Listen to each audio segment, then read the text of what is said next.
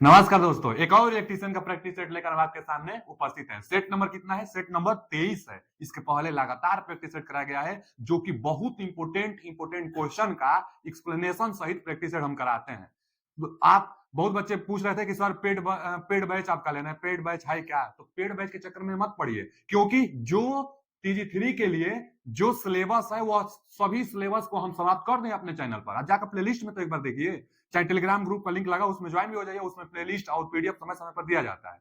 देखिए, जो थ्योरी का 18 अध्याय आपको इलेक्ट्रीशियन में पढ़ना होता है, 18वां अध्याय का शायद हम पूरा वो पढ़ा दिए हैं उसका थ्योरी। उसके बाद प्रीवियस ईयर का क्वेश्चन पेपर भी पूरा सोल्यूशन करा दिए हैं और प्रैक्टिस सेट भी कराते हैं, जो कि एग्जाम के लिए बहुत इंपॉर्टेंट है। हम इतना दावा जरूर कर सकते हैं कि 50 इलेक्ट्रीशियन क्वेश्चन आने वाला है, उसमें से 45 प्लस क्वेश्चन कहीं ना कहीं हम बताए हुए होंगे। तो आप पूरा प्रैक्टिस सेट भी अगर देख लेते हैं तो 50 में से 40 प्लस तो एकदम आराम से बना लेंगे। क्वेश्चन एक भी बाहर, एक आध दो क्वेश्चन हो सकता है कि बाहर आ जाए, नहीं तो 50 में से 45 प्लस क्वेश्चन कहीं ना कहीं हम बताए हुए होंगे। तो ध्यान से आप पढ़िए प्रैक्टिस सेट। चलिए पहला क्वेश्चन की तरफ चलते हैं। क्या है पहला क्वेश्चन? देखिए, प्रैक्टिस सेट बहुत जरूरी है, क्योंकि क्वेश्चन चुन चुन कर लिया जा रहा है जो एग्जाम के लिए ओरिएंटेड हो। तो क्या है पहला क्वेश्चन? और प्रीवियस ईयर का भी आप देख लीजिएगा, प्रीवियस ईयर का भी करा दिया गया है। क्या है पहला क्वेश्चन कि किसी बेडरूम में कितने सॉकेट लगा सकते हैं? पहले तो सॉकेट दो प्रकार का होता है। एक लाइट फैन सर्किट के लिए सॉकेट जो कि 6 एम्पियर का होता है, एक पावर सर्किट के लिए सॉकेट लगाई जाती है। हिंदी में उसको नॉग कहते हैं, जो कि नॉग यहाँ पर दिया है। अच्छा जी, तो जो सॉकेट होता है कितना प्रकार का? दो प्रकार का। एक तो 6 एम्पियर का सॉकेट होता है और एक होता है 16 एम्पियर का सॉकेट। 16 एम्पियर का सॉकेट जो होता है यह पावर सर्किट में प्रयोग किया जाता है। जो पावर सर्किट होता है, पावर सर्किट में 16 एम्पियर का। और लाइट फैन सर्किट एक बोला जाता है, मतलब हल्का लोड। तो लाइट फैन हल्का लोड होता है। लाइट मिनिमम मानी जाती है कि 40 वाट और फैन 60 वाट, तो हल्का लोड यह होता है। तो लाइट फैन लोड के लिए जो सॉकेट का प्रयोग किया जाता है 6 एम्पियर सॉकेट, और पावर सर्किट के लिए 16 एम्पियर सॉकेट का प्रयोग किया जाता है। अच्छा, और जान लीजिए, पूछता है क्वेश्चन कि पावर सर्किट में मैक्सिमम वाट कितना हो सकता है? तो एक कीबोर्ड के लिए, मतलब एक बोर्ड के लिए कितना हो सकता है मैक्सिमम वाट? तो 3000 वाट हो सकता है। 3000 वाट। और कितना पॉइंट बना सकते हैं, मतलब कितना सॉकेट यूज कर सकते हैं पावर सर्किट के लिए एक जगह पर? तो 2 पॉइंट। 2 पॉइंट। तो 2 पॉइंट आप यूज कर सकते हैं और 3000 वाट एक जगह पर आप मैक्सिमम पावर लगा सकते हैं। दो सॉकेट प्रयोग कर सकते हैं, दो नग अथवा 2 पॉइंट। मैक्सिमम की हम बात कर रहे हैं। अच्छा, लाइट फैन सर्किट में मैक्सिमम मैक्सिमम 800 वाट, और पॉइंट कितना? तो मैक्सिमम 8, 10 पॉइंट। मैक्सिमम 10 पॉइंट आप प्रयोग कर सकते हैं। तो 10 पॉइंट, मैक्सिमम 10 पॉइंट का इस्तेमाल कर सकते हैं। 800 वाट ले सकते हैं। पूछता है क्वेश्चन कि लाइट फैन सर्किट के लिए मैक्सिमम वाट कितना होता है? तो 800 वाट। मैक्सिमम पॉइंट कितना ले सकते हैं? तो 10 पॉइंट ले सकते हैं। बाकी पावर सर्किट के लिए ये। अब देखिए, बेडरूम में कितना सॉकेट लगा सकता है? तो बेडरूम में जो पावर सर्किट होता है वह बस एक प्रयोग किया जा सकता है, वो भी एसी ओसी के लिए। पावर सर्किट बहुत ज्यादा पावर चाहिए तो बेडरूम में पावर सर्किट तो मैक्सिमम एक लग सकता है, वो भी एसी जो लगाता है उसके लिए। बाकी में पावर सर्किट बेड में कहां जरूरत होता है? तो जहां वो किचन रूम होता है वहां पर चलिए दो हो सकता है। तो बेडरूम में पूछा है पावर सर्किट एक होता है, यहाँ दो लग दिया है, ये तो होगा ना। इसमें भी दो दिया है, ये भी नहीं होगा। इसमें एक दिया है तो एक वाला ऑप्शन सही है, यानी C option is right answer. एक नग। देखिए कैसे पता चला? 16 एम्पियर का एक नग। तो 16 एम्पियर का एक नग का प्रयोग किया जाता है। अच्छा, 6 एम्पियर का 3 नग। मैक्सिमम हो सकता है 10, मैक्सिमम हो सकता है 10, लेकिन प्रयोग 3 नग किया गया तो सही है। लेकिन पावर नग एक करेंगे, एक ही ऑप्शन में भी है, एक ही ऑप्शन में, सी ऑप्शन में, तो C option is right answer. चलिए आगे चलते हैं। अगला क्वेश्चन क्या है? अगला क्वेश्चन है कि बहुफेजीय इंडक्शन मोटर में जिसमें स्टार डेल्टा स्टार्टर लगा है, प्रत्येक कुंडलन के छोरों पर वोल्टता कितनी होगी?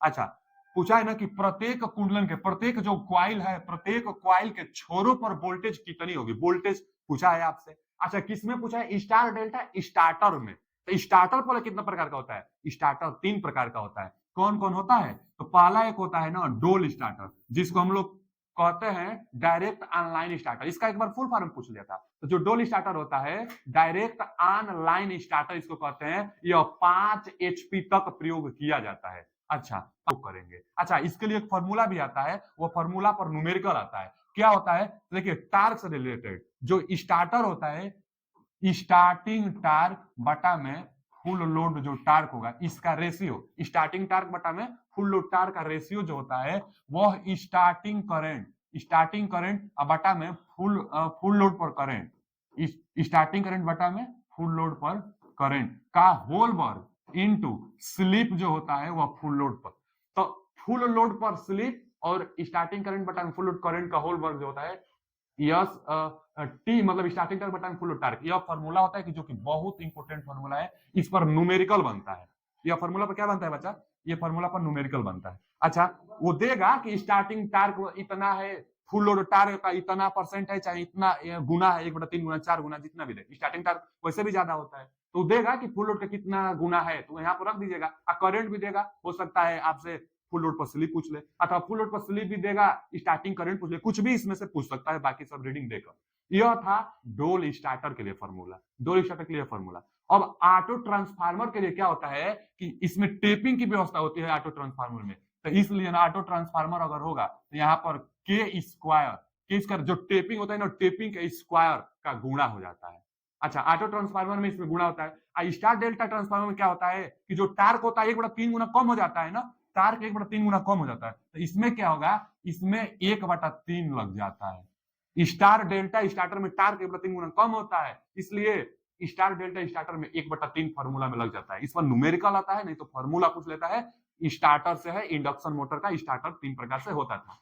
अच्छा, जो स्टार स्टार्टिंग टाइम में स्टार डेल्टा स्टार्टर जो होता है यह भी 2 प्रकार से होता है, एक ऑटोमेटिक स्टार डेल्टा और एक तो मैनुअली होता ही है। लेकिन दोनों में क्या होता है कि स्टार्टिंग में ना स्टार में कनेक्टेड होता है, जो उसका बाइंडिंग होगा स्टार्टिंग टाइम में स्टार में कनेक्टेड होगा। उसके बाद जैसे मोटर की स्पीड 70, 75, 80% के आसपास जाएगी तो उसके बाद डेल्टा में कनेक्टेड हो जाएगी। अब क्यों पहले स्टार में होता है? क्योंकि पहले स्टार में रहेगा तो करंट के मान को कम करेगा।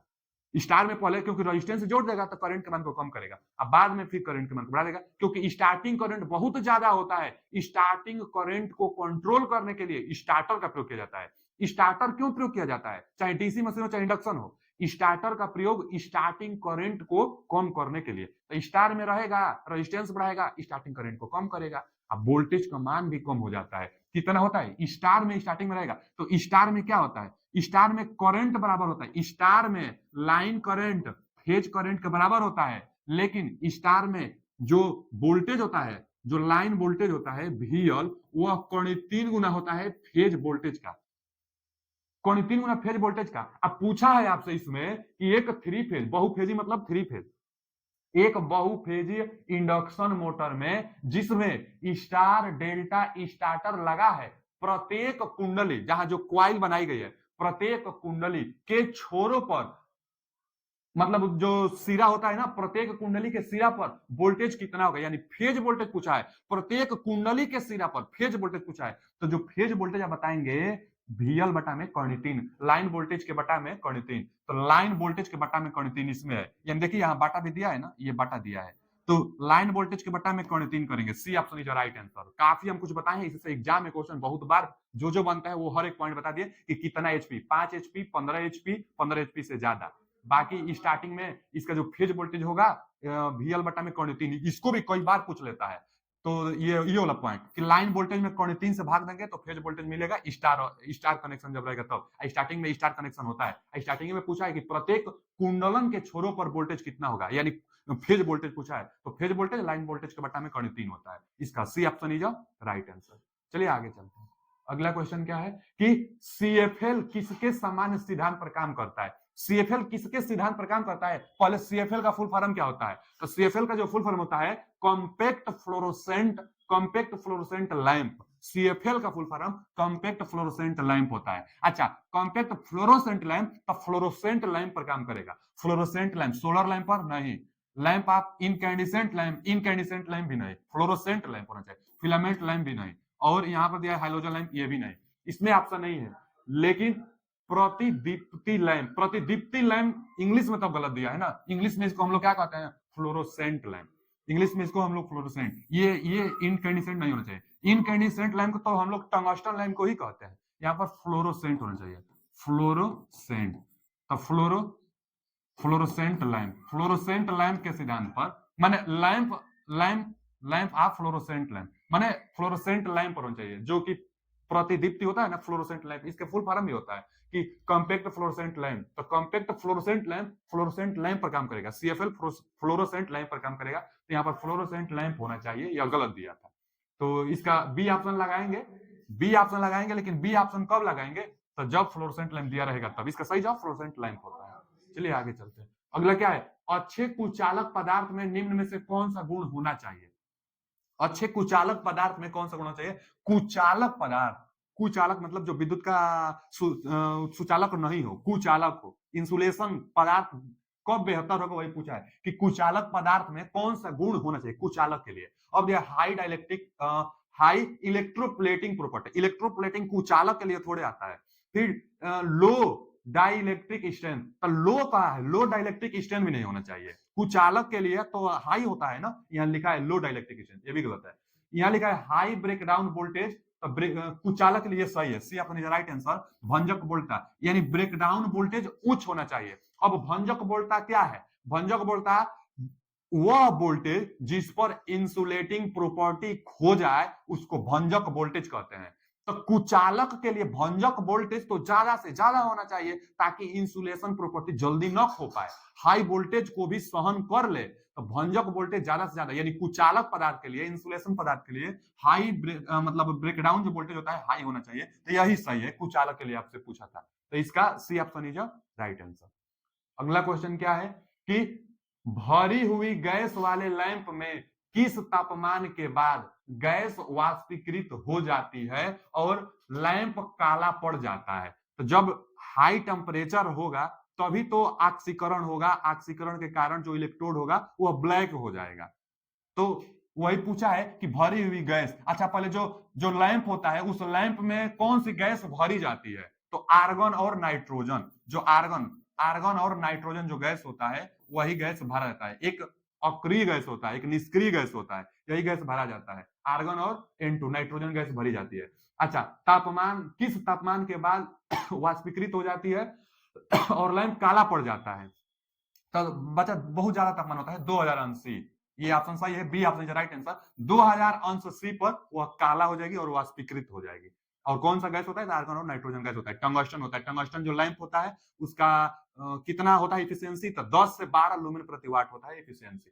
तो 2000 अंश पर काला हो जाता है, B option is right answer. आगे क्या दिया है, एक संचरण लाइन में उपकेंद्र पर 3 फेज ट्रांसफार्मर का कौन सा कनेक्शन किया जाता है। अब देखिए ना, उपकेंद्र यानी which connection of 3 phase transformer is made at the substation पर पूछा है। सबस्टेशन इन ट्रांसमिशन लाइन, जो ट्रांसमिशन लाइन होता है जहां से बिजली बनाई जाती है, हम जानते हैं कि बिजली जो बनता है 3 फेज में बनता है, और यहां से स्टेप अप ट्रांसफार्मर से प्राइमरी ट्रांसमिशन की जाती है जो कि 765 केवी में होता है। उसके बाद फिर डाउन किया जाता है, स्टेप डाउन किया जाता है, सेकेंडरी ट्रांसमिशन कहलाता है। उसके बाद फिर ट्रांसमिट किया जाता है और यहाँ पर प्राइमरी डिस्ट्रीब्यूशन कहलाता है। उसके बाद यहाँ पर 4 वायर होता है, 3 फेज का और एक न्यूट्रल का होता है। तो अब किसको सब स्टेशन कहते हैं पहले तो ये समझना है। तो इसको हम लोग कहते हैं ना लोकल सब स्टेशन, जो गांवों में ट्रांसफार्मर नहीं लगता है उसके बाद वहां से सप्लाई दी जाती है, 4 वायर निकलता है जिस ट्रांसफार्मर से, तो इसको हम लोग कहते हैं लोकल सब स्टेशन। जो यहाँ पर ट्रांसफार्मर लगता है, जो इसका कनेक्शन होता है ट्रांसफार्मर का, 4 वायर देना है, यानी डेल्टा से स्टार में होता है, तभी तो एक न्यूट्रल पॉइंट 4 वायर निकलेगा। तो लोकल सब स्टेशन पर पूछता है, चाहे डिस्ट्रीब्यूटर जो होता है, जो डिस्ट्रीब्यूशन ट्रांसफार्मर होता है, यहां पर डेल्टा से स्टार होता है, 4 वायर निकलता है, लेकिन उसके पहले जो होता है यह सब स्टेशन है, यह सब स्टेशन है और यह लोकल सब स्टेशन है। तो जो सब स्टेशन होता है यहां पर स्टार से डेल्टा कनेक्शन होता है, यहां पर भी स्टार से डेल्टा कनेक्शन होता है। बस 2 ही जगह होता है डेल्टा से स्टार, बस 2 जगह होता है डेल्टा से स्टार। तो यहाँ डेल्टा से स्टार है, यहाँ भी डेल्टा से स्टार है। एक स्टार्टिंग टाइम में डेल्टा से स्टार होता है, एक लास्ट टाइम लास्ट बिंदु पर होता है, लेकिन बीच में क्या होता है स्टार से डेल्टा, जो वह है सबसे लास्ट वाला डिस्ट्रीब्यूटर वाला, वह डेल्टा से स्टार में 4 पॉइंट के लिए। और एक बात और समझिए, स्टार्टिंग में डेल्टा से स्टार क्यों होता है, तो डेल्टा से स्टार प्रयोग करने से वोल्टेज बढ़ती है। पूछता है क्वेश्चन कि डेल्टा स्टार किस लिए प्रयोग किया जाता है, ट्रांसफार्मर का वह कनेक्शन जो डेल्टा से स्टार हो, यह किस उद्देश्य से किया जाता है, तो वोल्टेज को बढ़ाने के लिए। स्टार्टिंग में 11 केवी में जनरेशन होता है, लेकिन उसको बढ़ाकर 765 किया जाता है, इसीलिए डेल्टा से स्टार। बस दो ही जगह होता है। अब बहुत लोग सोचते होंगे यहाँ तो ठीक है वोल्टेज को बढ़ाएगा, अच्छा कैसे बढ़ाएगा? तो हम जानते हैं जो स्टार में ना, अभी हम बताए थे कि जो स्टार होता है, स्टार में जो लाइन वोल्टेज होता है कौन 3 गुना होता है फेज वोल्टेज का स्टार में, इसीलिए तो बाद में वोल्टेज बढ़ जाती है। फेज का कौन 3 गुना बढ़ जाता है, तो वोल्टेज बढ़ाने में डेल्टा से स्टार का प्रयोग किया जाता है। और एक लास्ट टाइम में तब यहां पर भी वोल्टेज बढ़ता है क्या? तो नहीं, यही एक अपवाद है। डिस्ट्रीब्यूशन ट्रांसफार्मर का कनेक्शन डेल्टा से स्टार होता है, परंतु स्टेप डाउन के रूप में। जो यहाँ पर ट्रांसफार्मर होता है वह स्टेप डाउन होता है, वोल्टेज को घटाता है। अच्छा जी, यह ध्यान देना होगा आपको कि वोल्टेज को घटाता है बस डिस्ट्रीब्यूशन ट्रांसफार्मर, बाकी हर जगह वोल्टेज को बढ़ाएगा। अब यहाँ क्या पूछा था? Sub station. देखिए ना, पूछा था सब स्टेशन इन ट्रांसमिशन लाइन। जो ट्रांसमिशन लाइन है तो यही ना हम बताते सब स्टेशन है, यह लोकल सब स्टेशन है। मतलब ये देखिए, यह प्राइमरी ट्रांसमिशन, सेकेंडरी ट्रांसमिशन, फिर प्राइमरी डिस्ट्रीब्यूशन और सेकेंडरी डिस्ट्रीब्यूशन। सेकेंडरी डिस्ट्रीब्यूशन जो होता है यह 3 फेज में 440 वोल्ट 430 वोल्ट के आसपास और 230 वोल्ट सिंगल फेज और न्यूट्रल के बीच में देता है, जबकि यह 11 केवी और 33 केवी में होता है। तो यह प्राइमरी डिस्ट्रीब्यूशन 11 केवी में होता है, यहीं पर होता है यह सब स्टेशन। तो सब स्टेशन का कनेक्शन क्या होता है? सब स्टेशन का कनेक्शन स्टार से डेल्टा। सब स्टेशन का कनेक्शन पूछा है आपसे, ट्रांसमिशन लाइन में सब स्टेशन का कनेक्शन बताइए 3 फेज के लिए, तो स्टार से delta, A option is right answer. Star से डेल्टा इसका सब स्टेशन कनेक्शन होता है, A option is right answer. जानते रहिएगा, क्वेश्चन बहुत पूछ लेता है। आगे, विद्युत गीजर में ताप नियंत्रण किस तरह से जुड़ा होता है? अच्छा, जो ताप नियंत्रण होता है इसको थर्मोस्टेट कहते हैं। थर्मोस्टेट इसमें लिखा है कहीं? थर्मोस्टेट नहीं लिखा है, टेम्परेचर कंट्रोल लिखा है, कोई बात नहीं। जो ताप नियंत्रण होता है, गीजर में ताप नियंत्रण करने के लिए किस डिवाइस का प्रयोग किया जाता है? तो थर्मोस्टेट का प्रयोग किया जाता है। थर्मोस्टेट क्या होता है? थर्मोस्टेट विभिन्न प्रकार की मेटल से बनी हुई एक मतलब द्विधात्विक पत्ती होता है। द्विधात्विक पत्ती मतलब 2 प्रकार की पत्ती से वह मिलकर बनता है, अलग अलग मटेरियल का होता है। अच्छा, जैसे टेम्परेचर ज्यादा होगा तो यह सिकुड़ जाता है, टेम्परेचर ज्यादा होने से एक सिकुड़ जाता है, और जब सिकुड़ जाएगा तो ब्रेक हो जाएगा, दोनों में ब्रेक हो जाएगा तो तापमान अब माने कनेक्शन कट जाएगा। जब यह सिकुड़ेगा तो कनेक्शन जो होगा वह ब्रेक ओपन हो जाएगा, उसके बाद तापमान अब ज्यादा होगा तभी यह सिकुड़ेगा तो कनेक्शन कट जाएगा, तो अब हीट बनेगा नहीं। अब बाकी जैसे फिर ठंडा होगी तो फिर तुरंत यह क्या हो जाएगा कि संपर्क में आ जाएगा। जैसे इसके संपर्क में फिर आएगा तो उसके बाद फिर कनेक्शन आ जाती है, पानी को फिर गर्म करता रहता है। तो तापमान कंट्रोल करता है थर्मोस्टेट। अच्छा, विद्युत गीजर में लगता है, लेकिन जो विद्युत गीजर में एलिमेंट होता है उसके साथ सीरीज में लगता है। अब गीजर के बारे में हम थ्योरी पढ़ाए थे, अब जाकर देखिएगा जो गीजर होता है इसमें दो बेलनाकार टंकी होता है, एक तो एक्सटर्नल जो बाहर होता है और एक होता है जिसको हम लोग कहते हैं इंटरनल। तो एक इंटरनल होता है, एक एक्सटर्नल होता है। इंटरनल और एक्सटर्नल के बीच में हम बताए थे ग्लास वूल का प्रयोग किया जाता है। ग्लास वूल मतलब कांच का रुई का प्रयोग किया जाता है ताकि टेम्परेचर बाहर न जा पाए।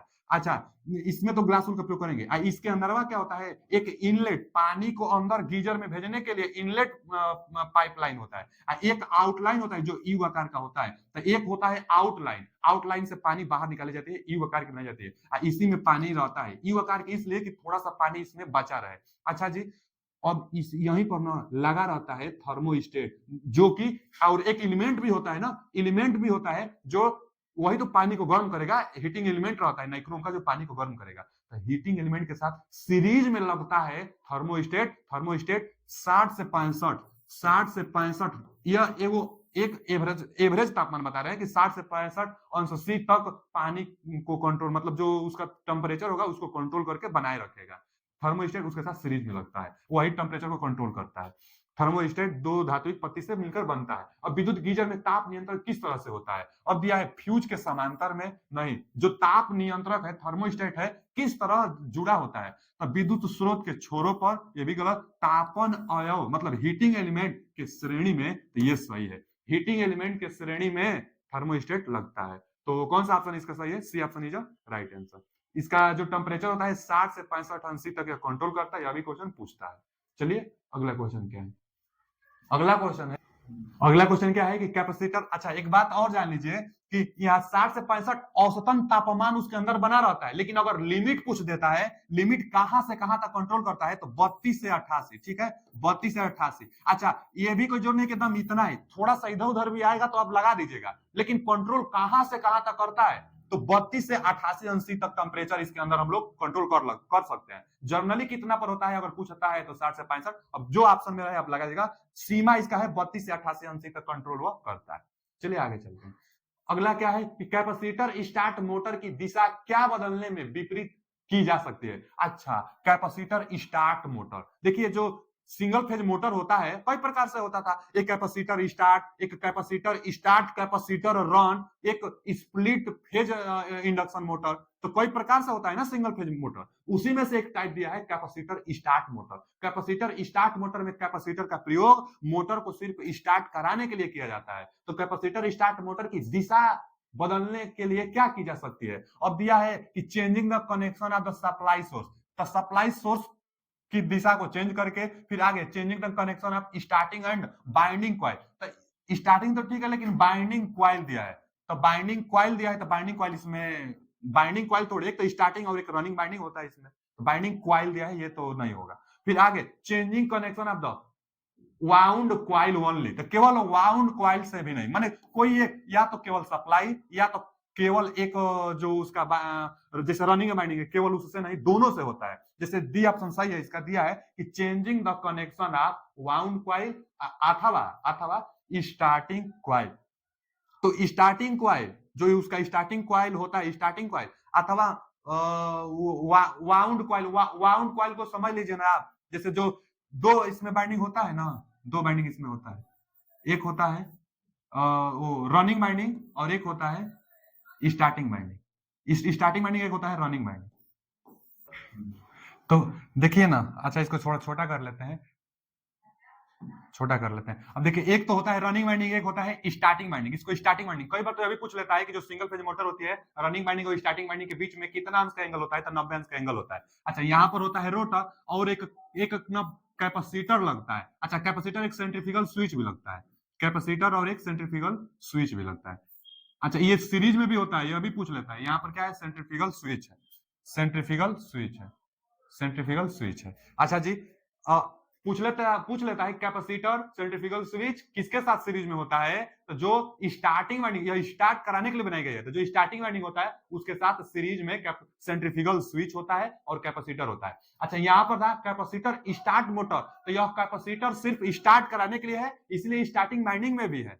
जब से जो यह रोटर है, रोटर का स्पीड 80% के आसपास, 75% 80% के आसपास जाता है, तो फिर यह सेंट्रीफ्यूगल एक फोर्स लगता है, यह स्विच ओपन हो जाती है, यह सप्लाई जो होता है रनिंग बाइंडिंग चाहे एक्सिलरी स्टार्टिंग बाइंडिंग अथवा एक्सिलरी बाइंडिंग जो होता है यह ब्रेक डाउन हो जाता है, अलग हो जाता है। सिर्फ स्टार्ट कराने के लिए होता है, सेंट्रीफ्यूगल स्विच के कारण यह एक अलग हो जाता है। और क्वेश्चन क्या था कि जो यह जो रोटर है, रोटर का डायरेक्शन चेंज करने के लिए आप क्या करेंगे। जैसे मान लीजिए कि यह क्लॉकवाइज रोटेशन कर रहा है रोटर, तो देखिए इसको हम क्या बताए थे, रनिंग बाइंडिंग, इसको क्या बताए थे, एक्सिलरी बाइंडिंग, अच्छा है स्टार्टिंग बाइंडिंग, एक्सिलरी बाइंडिंग चाहे स्टार्टिंग बाइंडिंग। अच्छा और जानिए रनिंग बाइंडिंग का रेजिस्टेंस कम होता है और जो स्टार्टिंग बाइंडिंग होता है इसका रेजिस्टेंस भी ज्यादा होता है।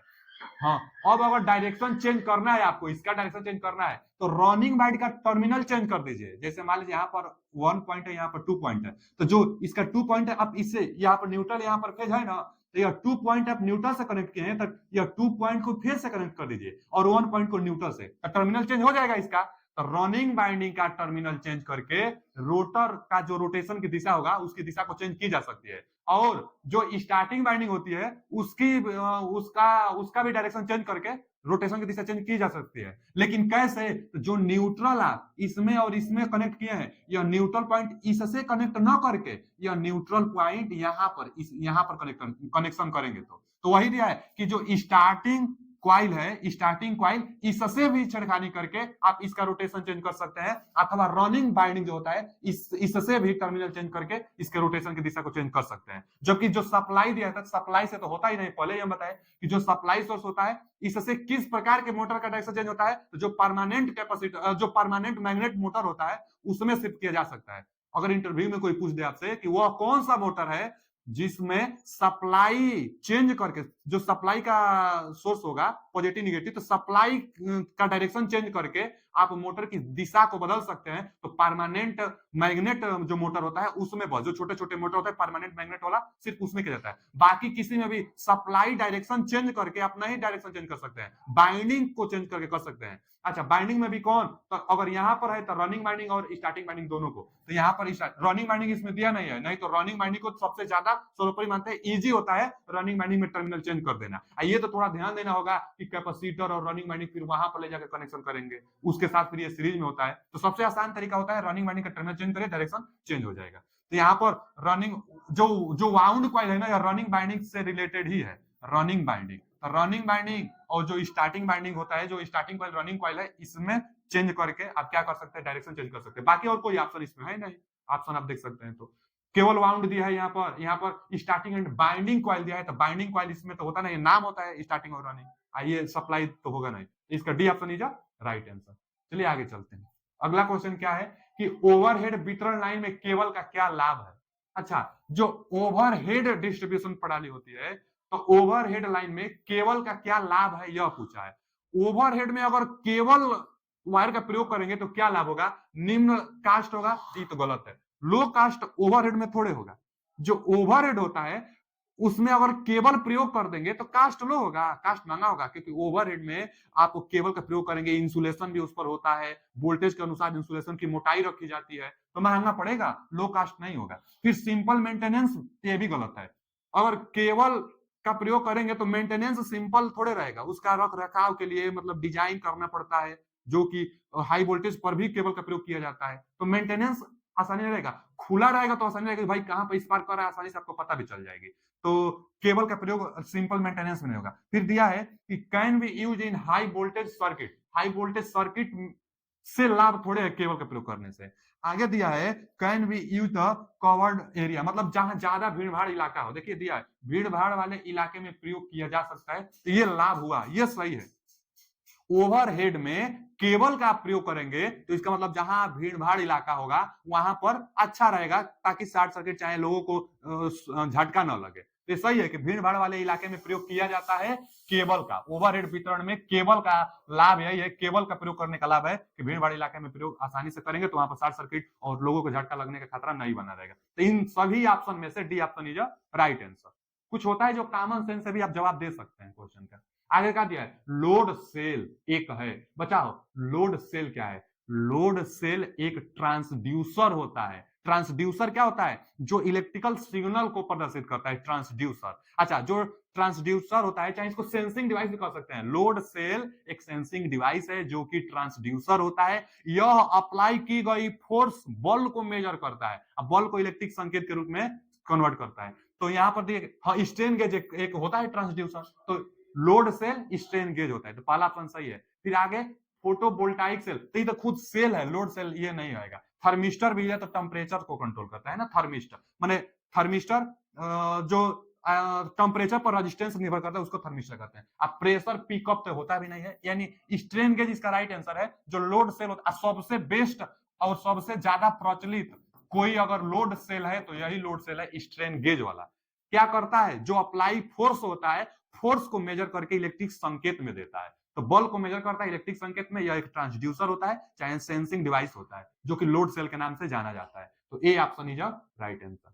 चलिए आगे चलते हैं। अगला क्वेश्चन क्या है कि ट्रांसफार्मर की कोर के निर्माण के लिए सबसे उपयुक्त सामग्री। जो ट्रांसफार्मर का कोर होता है वह किसका बना होता है, तो कोल्ड रोल्ड ग्रेन ओरिएंटेड का ट्रांसफार्मर का कोर बनाई जाती है। इसका जो परमेबिलिटी होता है अच्छा होता है, यानी जो चुंबकीय फ्लक्स पाथ होगी, जो कोर बनाई जाती है ना, जो जो जो कोर बनाई जाती है वह core cold rolled grain oriented CRGO का कोल्ड रोल्ड ग्रेन ओरिएंटेड का कोर बनाई जाती है, क्योंकि इसका जो परमेबिलिटी होगा अच्छा होता है, हाई होता है, इन्फिनाइट के आसपास होता है, मतलब बहुत अच्छा होता है। अच्छा, क्या होगा, अच्छा होने से यह होगा कि अगर यहाँ पर बाइंडिंग जो किया जाता है और सप्लाई आप देते हैं, जो फ्लक्स बनता है तो यह फ्लक्स आसानी से सभी कोर में जा सके। इसमें सिलिकॉन का भी प्रयोग किया जाता है कि जो फ्लक्स होता है आसानी से पूरे कोर में वह प्रवाहित हो सके। तो ट्रांसफार्मर का जो कोर होता है सिलिकॉन स्टील देगा तो भी सही, नहीं तो कोल्ड रोल ग्रेन ओरिएंटेड देगा तो भी सही। अब दिया है यहाँ पर हार्ट रोल, तो हार्ट रोल तो प्रयोग नहीं होगा, हार्ट रोल ग्रेन ओरिएंटेड का नहीं, कोल्ड रोल, कास्ट स्टील का भी नहीं, cold rolled grain oriented steel तो ये सही है। जो कोर होता है cold rolled grain oriented steel का बनाई जाती है, और नहीं तो सिलिकॉन स्टील का बनाई जाती है, क्योंकि इसमें परमेबिलिटी अच्छा होता है, फ्लक्स चारों तरफ आसानी से जाता है। तो इसका C option is right answer. अगला क्वेश्चन क्या है? अगला क्वेश्चन है कि सिंगल केज इंडक्शन मोटर को स्टार्ट करने की सबसे सस्ती और उपयुक्त विधि क्या है? सिंगल फेज इंडक्शन मोटर को स्टार्ट करने की सबसे सस्ती और उपयुक्त विधि बताइए। सिंगल फेज इंडक्शन मोटर को स्टार्ट करने की सबसे सस्ती और उपयुक्त विधि, कैपेसिटर वाला सबसे सस्ता होता है। देखिए पहले यहां पे पढ़ा जाए कि resistance method, inductance method, capacitor start method, उसके बाद स्प्लिट फेज मेथड। तो देखिए स्प्लिट फेज तो इंडक्शन में किया जाता है, स्प्लिट रेजिस्टेंस एक मेथड आता है, तो इसमें थोड़ा सा जटिलता होता है भाई, उसको स्प्लिट माने ब्रेक करना होता है, बाइंडिंग को दो भागों में ब्रेक करना होता है, तो यह इतना आसानी थोड़े होगा। इंडक्टेंस मेथड होता नहीं है, एक ही ऑप्शन बचा है कैपेसिटर स्टार्ट मेथड, तो C option is right answer. Capacitor start method इसका सही जवाब होगा। क्या करना है, कैपेसिटर एक बस लगता है, अभी हम बताए थे कि जो होता है एक तो रनिंग बाइंडिंग होता है, एक होता है स्टार्टिंग बाइंडिंग, एक होता है कैपेसिटर, इसके साथ सेंट्रीफ्यूगल स्विच लगता है, सेंट्रीफ्यूगल स्विच लगता है, यहाँ पर होता है कैपेसिटर, यह होता है एक्सिलरी बाइंडिंग, यह होता है रनिंग बाइंडिंग। रनिंग बाइंडिंग का रेजिस्टेंस कम होता है, एक्सिलरी बाइंडिंग का रेजिस्टेंस ज्यादा होता है, ज्यादा टर्न होता है उसमें स्टार्टिंग बाइंडिंग में। तो जो स्टार्टिंग बाइंडिंग होता है उसी के साथ कैपेसिटर लगता है, बस कैपेसिटर लगाइए तुरंत स्टार्ट कर देता है, स्टार्टिंग टॉर्क बढ़ा देता है। स्टार्टिंग टॉर्क बढ़ाने के कैपेसिटर लग जाते हैं, स्टार्ट करने में सबसे अच्छा है। और वही पूछा है कि सिंगल फेज इंडक्शन मोटर को स्टार्ट करने की सबसे सस्ती और उपयुक्त विधि, तो capacitor start method, C option is right answer. बाकी का अपेक्षा कैपेसिटर स्टार्ट बहुत आसान होता है, दोनों के बीच में 90 अंश का एंगल बनता है। अगला क्वेश्चन क्या है कि 250 वोल्ट 100 वाट लैंप का प्रतिरोध क्या होगा? यह छोटा सा सवाल है लेकिन बहुत एग्जामों में आता है, बहुत एग्जाम में आता है। अच्छा क्या फॉर्मूला लगता है? तो P बराबर V स्क्वायर बटा में आर, जिसको फॉर्मूला पता रहेगा वो सवाल बना लेगा। P बराबर V स्क्वायर बटा में आर, कोई बार रेजिस्टेंस पूछता है, अब पावर और वोल्टेज देगा, जैसे दिया है ना पावर और वोल्टेज, रेजिस्टेंस इसका पूछा है, तो R बराबर क्या हो जाएगा, इसी फॉर्मूला से R बराबर V स्क्वायर बटा में P, V स्क्वायर बटा में P हो जाएगा। मान भर दीजिए, V स्क्वायर, V कितना दिया है 250 वोल्ट, तो 250 वोल्ट, 250 वोल्ट, V स्क्वायर बटा में P कितना है 100 वाट है, तो 100 वाट, 2 जीरो से 2 जीरो कटा दीजिए, और R का मान कितना आ जाएगा 25 गुणे 25 यानी 625, तो 625 ओम। सेम डाटा सेम रीडिंग के साथ जवाब आता है, सेम जवाब होता है, कई बार यह एकदम सेम रीडिंग के साथ आता है, तो इसका कितना 625 ऑप्शन 625 ओम, यानी C option is right answer. अगला क्वेश्चन क्या है कि निम्न में से किस मोटर का स्टार्टिंग बल आघूर्ण अधिकतम होता है? निम्न में से किस मोटर का स्टार्टिंग बल आघूर्ण अधिकतम होता है? अच्छा जी, स्टार्टिंग बल आघूर्ण मतलब स्टार्टिंग टार्क सबसे अच्छा होता है, तो starting torque universal motor, capacitor start motor, capacitor start का भी टार्क अच्छा होता है लेकिन यूनिवर्सल मोटर से कम होता है, क्योंकि जो यूनिवर्सल मोटर होता है एसी डीसी दोनों पर काम करता है और डीसी सीरीज की तरह काम करता है, like DC series motor, DC series motor. अच्छा डीसी सीरीज मोटर का मतलब कि डीसी सीरीज मोटर इसका तो स्टार्टिंग टार्क बहुत ज्यादा होता था डीसी सीरीज मोटर का, अब उसी की तरह लाइक लिखे हैं डीसी सीरीज मोटर की तरह बिहेवियर करता है यूनिवर्सल मोटर, मान इसका भी स्टार्टिंग टार्क सर्वाधिक होगा, यही सही है, इससे ज्यादा सिंगल फेज में नहीं होगा। आगे कैपेसिटर स्टार्ट होता है लेकिन इससे तो कम ही होगा भैया, शेडेड पोल में तो एकदम कम, खिलौना में प्रयोग किया जाता है।